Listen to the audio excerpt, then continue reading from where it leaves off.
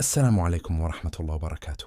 موعد مباراة نادي القوة الجوية ونادي النجف في دوري نجوم العراق، الجولة 29، وتبدأ يوم الاثنين 21 من شهر أبريل، وتبدأ في الساعة 7:30 مساء على ملعب الشعب الدولي. المواجهات المباشرة بين الناديين: نادي القوة الجوية 8 انتصارات، نادي النجف 4 انتصارات و3 تعادلات بين الناديين. ويقع نادي القوة الجوية في ترتيب دوري نجوم العراق في المركز الخامس برصيد 44 نقطة، ويقع نادي النجف في ترتيب دوري نجوم العراق المركز الثاني عشر برصيد 36 نقطة.